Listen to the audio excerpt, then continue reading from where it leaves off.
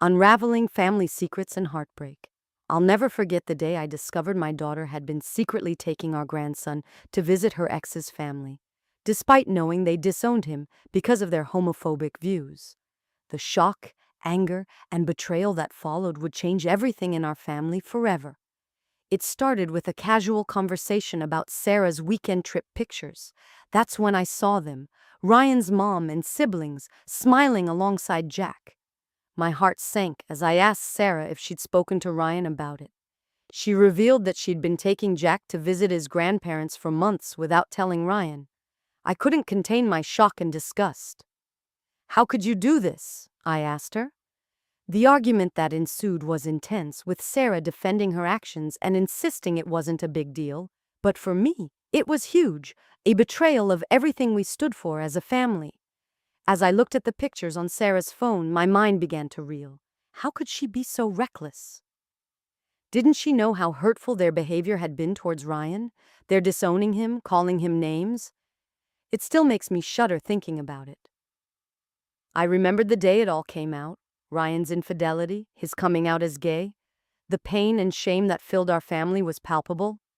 But I never thought Sarah would go back to them, not after everything they'd put her through.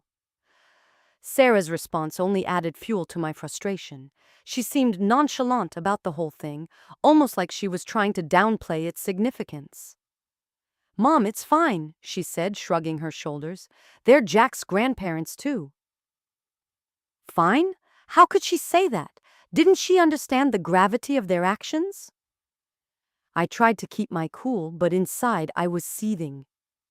"Sarah, honey, listen to me," I said, trying to reason with her. "Your ex-husband's family disowned him because they're bigots. They don't deserve to see Jack." But Sarah wouldn't budge. She kept insisting that it was no big deal, that she just wanted Jack to have a relationship with both sides of the family. I knew I had to inform Ryan about what Sarah had been doing. He thanked me for being honest with him, but the fallout was just beginning. The tension between them escalated, and custody battles became more contentious. Ryan refused to be lenient anymore, citing that Sarah's actions had put their son in a difficult position. The strain on our family was palpable as we navigated this new reality. I couldn't help but wonder if my words had been too harsh. Had I crossed a line by expressing my disgust? I realized that, as a mother and a family member, it's my job to be honest about what's right and wrong. But as I looked at Sarah, I saw a young woman who was struggling to do what she thought was best for her child. She was caught between two worlds: the world of her ex-husband's family, who rejected him because of their homophobic views, and our own values of acceptance and love. In that moment, I realized that this wasn't just about custody battles or hurt feelings. It was about a deeper issue of identity and belonging. Sarah was trying to reconcile her past with her present, and in doing so, she was putting Jack in the middle. As I reflected on the conversation, I understood that my role as a mother wasn't just to be supportive, but also to hold on to our family's values. It's not about being the asshole or avoiding conflict. It's about doing what you think is right, even when it's hard. Unraveling family secrets and heartbreak. My daughter's life has never been easy, but she's always been a fighter. I remember the day she met Ryan like it was yesterday. She was 18 years old, full of energy and idealism. He was charming, charismatic, and had this way of making her feel seen in a way no one else ever had. They were young, in love, and ready to take on the world. As they started building their life together, Ryan's family would often come over for dinner or gatherings. His parents, Mark and Karen, were, well, let's just say they had strong opinions about how people should live their lives. They'd make comments like, "Those two need to stop living in sin," or "They're not married. What kind of example are they setting for their son?" I remember my husband and me exchanging worried glances, thinking, "Oh no, here we go again." We trusted Sarah to make her own choices about marriage and relationships. We wanted her to know that she was loved and accepted no matter what, as long as it was healthy and respectful. But Ryan's family, they just didn't understand. They'd push and prod, trying to get Ryan and Sarah to conform to their idea of normalcy. I recall one particular dinner party where Mark said something like, "It's time they settled down, got married, and had a real family." Karen chimed in, "And don't forget about church on Sundays." I remember feeling a knot in my stomach as I watched Sarah try to navigate their expectations. She'd smile and agree, but I could see the tension in her eyes. As the years went by, Ryan's family continued to pressure them, but Sarah and Ryan were happy, or so it seemed. They had Jack, our beautiful grandson, and they were building a life together. But beneath the surface, I couldn't help but wonder if they were just pretending to be happy. It wasn't until a year ago that everything came crashing down. Ryan's infidelity was exposed, and the breakup was messy, to say the least. I remember Sarah calling me, crying uncontrollably as she told me about the cheating and how it had ended their relationship. But what really shook me was when Ryan revealed his true identity. Gay. I witnessed firsthand the pain and hurt that Mark and Karen inflicted on their son. They disowned him, shunned him from their lives, and even used hurtful language like faggot. I felt a wave of anger and sadness wash over me as I watched my family struggle to come to terms with this new reality. In the aftermath, Ryan's family continued to push for access to Jack, claiming they had the right to see their grandson. But I knew how much hurt they'd caused Ryan, and I didn't want that pain inflicted on our family either. So when they reached out to me, asking if they could visit Jack while I was babysitting, I said no. It's funny. People think being a mother is all about unconditional love, but it's not always that simple. Sometimes you have to set boundaries and protect your loved ones from harm. And that's exactly what I did in this situation. As the days went by, I noticed Sarah taking Jack to visit Ryan's family more frequently. At first, I thought maybe she was trying to mend fences or something, but then I saw the pictures, and my heart sank. There was Ryan's mom and siblings smiling alongside Jack, completely unaware of the hurt they'd caused their son. I couldn't believe what I was seeing. Sarah had been taking our grandson to visit her ex-husband's family without telling him. And it wasn't just that. She was putting Jack in a situation where he might be exposed to their homophobic views and behavior. I felt like my world had been turned upside down, and all I could think was, how could you do this, Sarah? My daughter's secret, a mother's pain. I still remember the day my daughter, Sarah, came over to pick up some stuff at our place. She was excited to show me pictures from her latest weekend trip with Jack. As I sat down on the couch, scanning through the photos on her phone, my heart started racing as I saw a familiar face in one of them. Ryan's mom and his two siblings were all smiling alongside Jack, and it looked like they'd had a great time together. My mind was reeling with questions. What was going on here? Why hadn't Ryan mentioned this to me before? "Hey, Mom, look at these," Sarah said, snuggling up next to me on the couch. "What's this?" I asked, trying to sound casual while my anxiety spiked. "Just a little trip we took over the weekend. Jack had so much fun." I tried to play it cool, but I knew I had to ask her something. "Sarah, have you talked to Ryan about this?" Her expression changed in an instant, and she looked at me with a hint of defensiveness. "No, Mom, we haven't talked about it yet." My heart sank even further as I realized what was happening here. Sarah had been taking Jack to see her ex's family without telling Ryan, and now those people were smiling alongside our grandson in pictures. "Sarah, honey, how could you do this?" I asked, my voice shaking with emotion.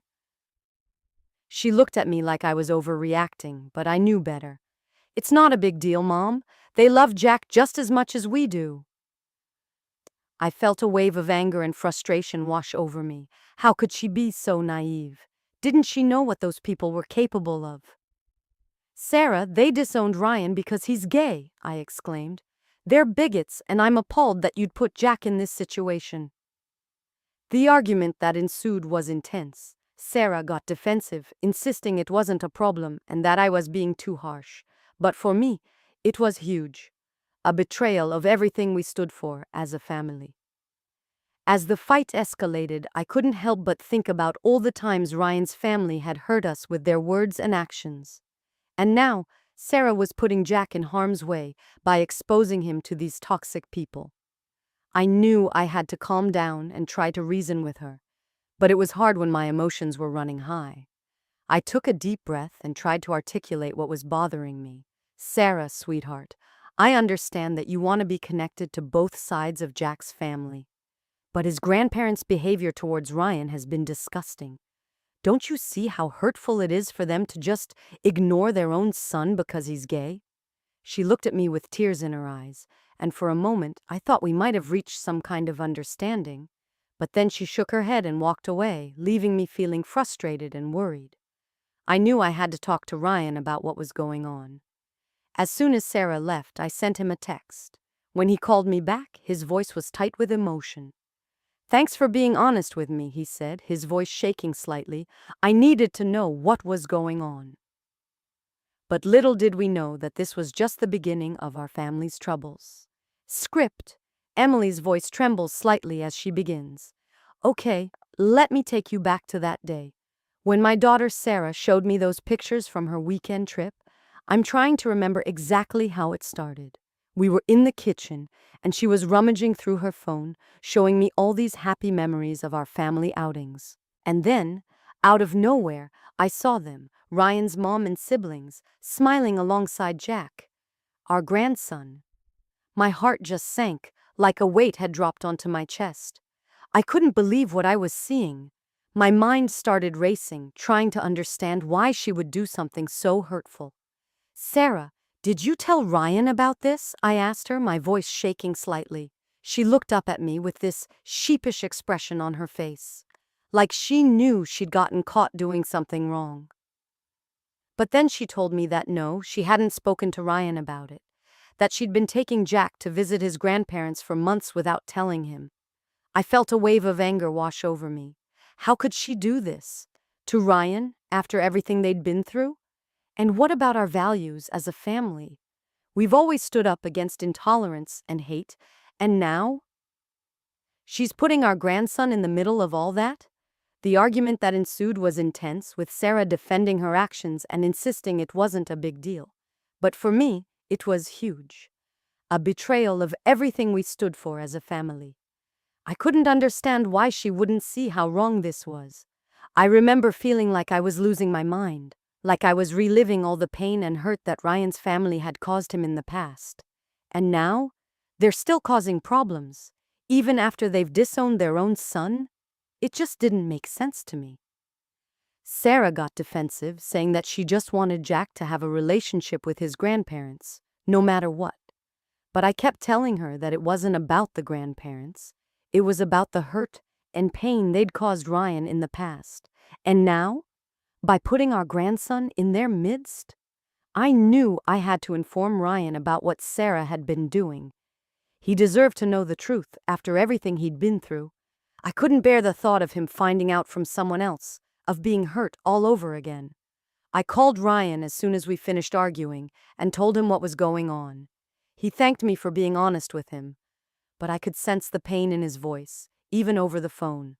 The fallout was just beginning, and I knew our family would never be the same. Pause. That's when it hit me, how much my daughter had been hurting Ryan behind his back, how she'd been using their son as a pawn in her own game of revenge, or something. I didn't understand why she felt so justified in doing this, but one thing was clear. Our family was on the brink of disaster. Here is the section of premium first-person YouTube storytelling narration. As I sat there in stunned silence, watching Sarah defend her actions, I couldn't help but feel a mix of emotions. Anger, betrayal, and disappointment swirled inside me like a toxic cocktail. How could she do this?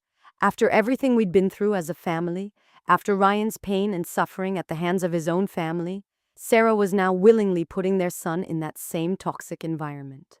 I remembered the day Ryan's mom had disowned him, calling him a vile name right in front of me. The hurt and shame in Ryan's eyes still haunt me to this day. And yet, Sarah seemed oblivious to all that pain when she started taking Jack to visit his grandparents without telling Ryan. It was as if she'd forgotten the struggles we'd faced as a family. As I looked at her, I saw a woman who had become so caught up in her own desires and needs that she was willing to compromise everything our family stood for. The argument escalated, with Sarah insisting it wasn't a big deal and that Ryan's family loved Jack just as much as we did. But I knew better. I'd seen the way they looked at Ryan like he was some kind of abomination. I couldn't let this go on without speaking up. So I told her exactly what I thought. That it was disgusting, that she was betraying everything our family stood for by putting Jack in harm's way.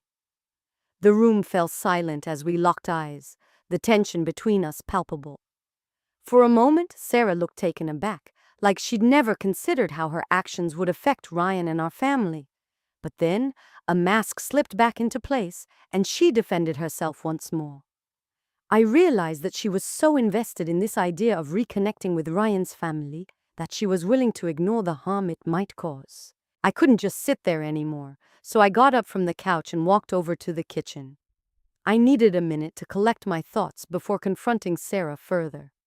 As I stood at the counter, sipping on a glass of water, I felt like I'd been punched in the gut. My heart was racing and my mind was reeling with questions. How could she be so selfish? Didn't she care about Ryan's feelings or our family's values? And what about Jack? Didn't he deserve to be protected from this toxic environment? I took a few deep breaths, trying to calm myself down. I knew I had to talk to Ryan about this, but I also knew it wouldn't be easy. He'd been hurt so deeply by his own family that he might not want to engage with them again at all.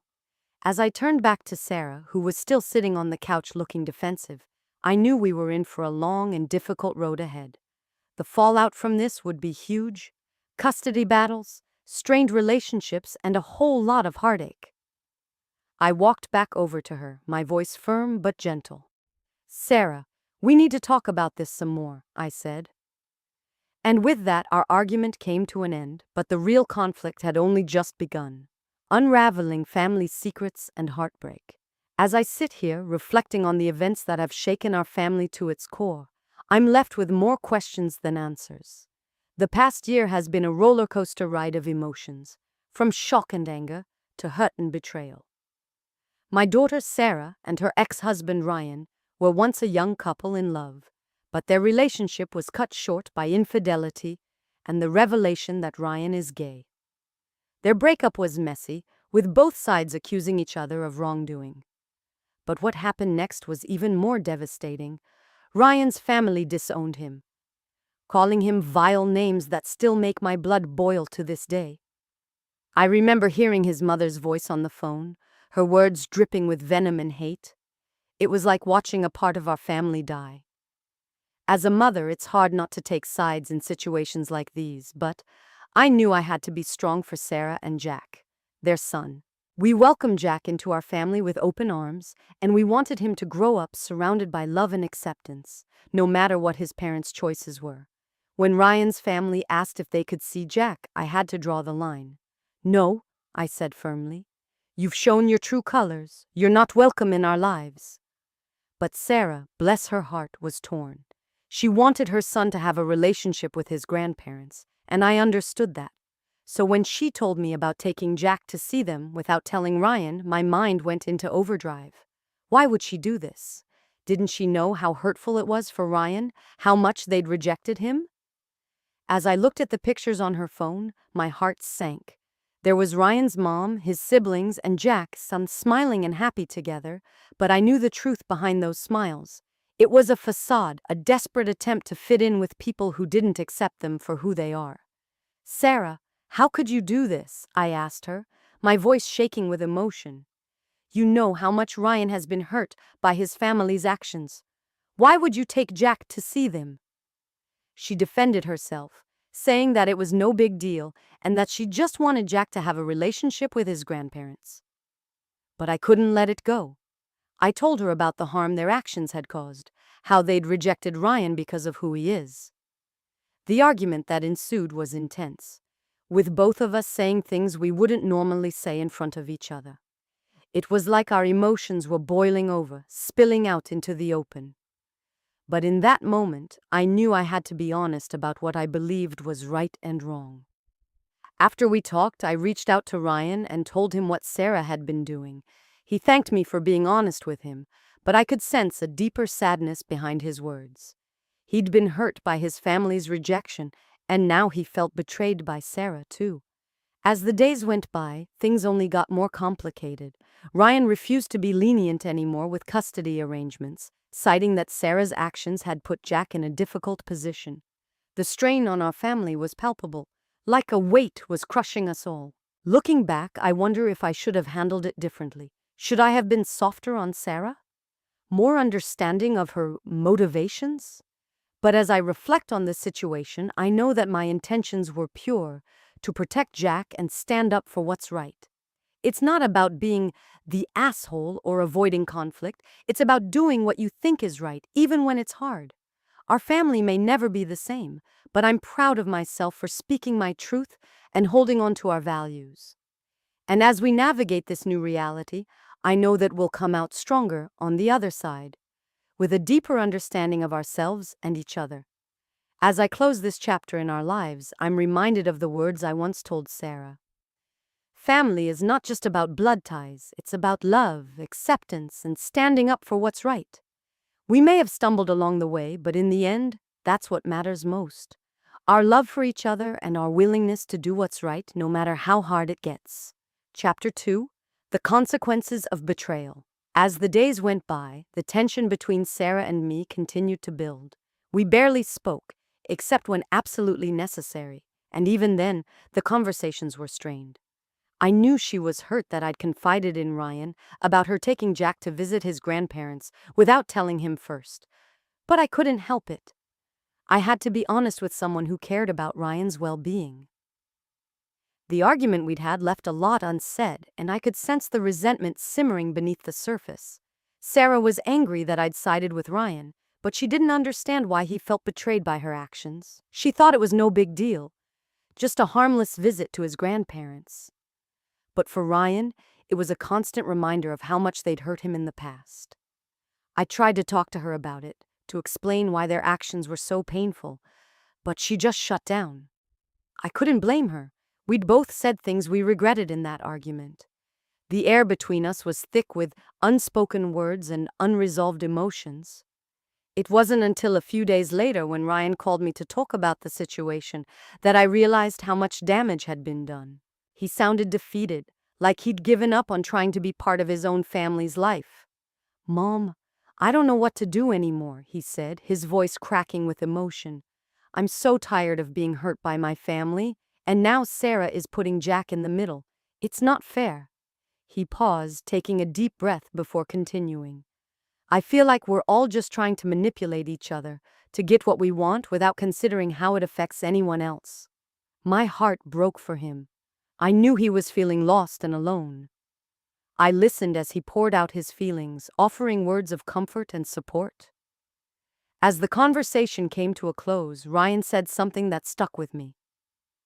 "Mom, I think we need to have a bigger talk about what's going on in this family. It feels like everyone is just looking out for themselves, without considering how their actions affect us all." I knew he was right. Our family dynamics had always been complicated, but now it seemed like everyone was walking around on eggshells, afraid of hurting someone else's feelings. That evening, I sat down with Sarah and tried to have a calm conversation about the situation. But as we talked, I realized that she still didn't get it, why Ryan felt so hurt by her actions, or why our family values were at stake. "It's just a visit, Mom," she said, shrugging her shoulders. "What's the big deal?" I sighed, trying to choose my words carefully. "The big deal is that you're taking Jack to see people who rejected Ryan because of who he is. People who called him vile names and disowned him. You're putting him in a situation where he might get hurt, just like his dad did." Sarah looked at me, her expression unyielding. "I'm not going to stop taking Jack to see his grandparents. They love him, and I want him to have a relationship with them." I shook my head, feeling a sense of desperation wash over me. "Sarah, that's not true. They don't love him. They just use him as leverage to get back at Ryan. And by taking him there without telling Ryan, you're complicit in their manipulation. You're hurting him all over again."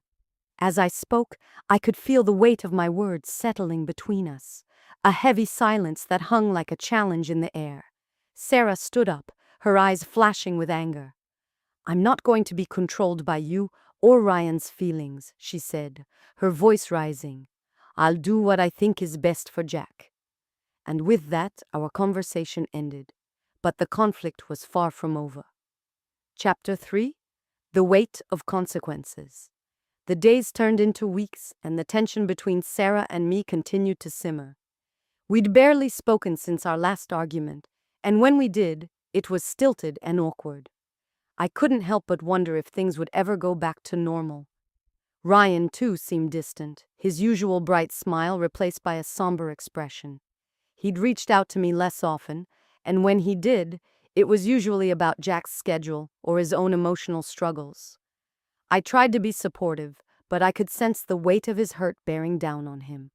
One evening, as we were all together at my house, the conversation turned to Jack's upcoming birthday party. Sarah started planning the details, and Ryan politely excused himself to go for a walk. When he returned, he looked tired, but also determined. "Mom, can I talk to you about something?" he asked, his voice low and serious. We stepped outside onto the porch, away from the others. "What's up?" I asked, trying to gauge what was on his mind. "I've been thinking," Ryan said, "and I don't think I can be lenient with custody anymore. With Sarah taking Jack to see my family without telling me, it feels like she's not respecting our boundaries, and now that you're involved too, I feel like we're all just enabling each other." My heart went out to him. I knew he was struggling to make sense of the situation. "Ryan, I'm so sorry," I said, putting a hand on his arm. "I know it's not easy for you, and I appreciate your honesty. But what do you think we should do about it?" He sighed, looking out at the garden. "I don't know. Part of me wants to just give up and walk away from all this drama. But another part of me wants to stand up for myself and Jack's well-being." As we talked, I realized that Ryan was facing a difficult decision, one that would impact not only his own life, but also Jack's future. "Ryan, you have to do what feels right to you," I said firmly. "You're an amazing parent, and Jack loves you so much.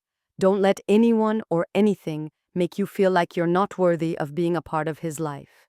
He nodded, taking a deep breath before looking at me with determination in his eyes. "Okay, Mom. I'll talk to Sarah about it tonight. Maybe we can find a way to compromise and do what's best for Jack, without hurting each other." I smiled, feeling a sense of hope that maybe, just maybe, we could find a way forward together. But as the evening unfolded, I knew that our conversation with Sarah wouldn't be easy. She was still hurt from our previous argument, and I worried about how she'd react to Ryan's new stance on custody. "Mom, can you talk to her?" Ryan asked, looking at me uncertainly. "I don't want to fight anymore." I nodded, knowing what he meant.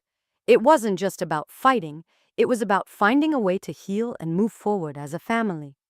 As I went inside to speak with Sarah, I felt the weight of our family's conflicts bearing down on me. We were all struggling to find common ground, but I knew that we had to keep trying. "Sarah, can we talk?" I asked, my voice soft but firm. She looked up from her phone, a mixture of sadness and anger in her eyes. "What do you want to talk about?" I took a deep breath, choosing my words carefully. "I know you're still hurt from our last conversation," I said gently. "But Ryan wants to talk to you about custody. He's feeling overwhelmed by what's been going on." Sarah sighed, rubbing her temples. "Look, Mom, I don't know what to say anymore. We both want what's best for Jack, but we can't agree on what that is." I nodded, understanding her frustration. "I think we need to take a step back and try to understand each other's perspectives," I said slowly. "Ryan feels hurt by your actions because he sees them as a betrayal of our family values. And you feel like I'm controlling or manipulating you into doing something you don't want." Sarah looked at me, her eyes searching for understanding. "Can we just agree that we both love Jack and want the best for him?" she asked finally. I nodded, feeling a glimmer of hope. "Yes, Sarah, we can do that." As we spoke, I could sense the tension between us slowly easing. It was a fragile truce, but one that felt like a step in the right direction. I encouraged Sarah to talk to Ryan about custody, and she agreed to meet with him later that evening. The rest of the night passed in a blur of conversation and compromise. Ryan and Sarah talked long into the night, working out a new arrangement for Jack's schedule that took into account both their needs and feelings. It was far from perfect, but it felt like a start. As I watched them work together, I couldn't help but feel a sense of pride and hope. Maybe, just maybe, we were finally starting to navigate our family's conflicts in a more constructive way. The next few days were a whirlwind of activity as everyone adjusted to the new custody arrangement. Jack seemed to thrive on the change, and Ryan's mood lifted noticeably. Sarah was quieter than usual, but I sensed a newfound sense of determination in her. One evening, as we were all sitting down to dinner together, Ryan spoke up about something that had been weighing on his mind. "Mom, can I ask you something?" he said, turning to me with a curious expression. "Of course, sweetie," I replied, handing him a plate of food. "What do you think is going to happen with my family's inheritance?" he asked, his eyes scanning the table as if searching for answers. "Now that they've disowned me, will I still get any part of it?" I hesitated, unsure of how much to reveal, but something about Ryan's question struck a chord within me. It was more than just an inquiry about money. It was a question about identity and belonging. "Ryan, honey," I said gently, "your family's inheritance is not what defines you as a person. You are so much more than the wealth or status they may have provided for you." Sarah spoke up next, her voice soft but firm. "We love you for who you are, Ryan, not because of your family's money or influence. And if they're willing to disown you over something like this, then maybe their loss is our gain." I smiled at the two of them, feeling a surge of gratitude and love for my children. They were navigating this complex web of relationships with courage and compassion, and it was a beautiful thing to see. But as we continued to talk, I realized that there was more to Ryan's question than met the eye. There was a deeper issue at play, one that had been simmering beneath the surface for far too long. As we finished dinner and began to clear the table, Sarah mentioned something that caught me off guard. "Hey, Mom, can I talk to you about something else?" "Of course, sweetie," I replied, feeling a twinge of trepidation. "It's just, I've been thinking about my own family and how they've treated Ryan over the years. And I have to admit, I'm starting to wonder if maybe we're all just as messed up as they are." I paused, taken aback by her words. It was a bold admission, one that revealed a level of self-awareness and introspection that I hadn't seen from Sarah before. "Sarah, honey," I said softly, "we may not be perfect, but we're working on it. We love each other, and we want to do what's best for Jack." But as I looked at my daughter, I saw something there that gave me pause. A spark of resentment, perhaps? A hint of anger towards the family that had wronged them so deeply? I knew then that our conversation was far from over, and that this might just be the beginning of a long and difficult journey towards healing and forgiveness.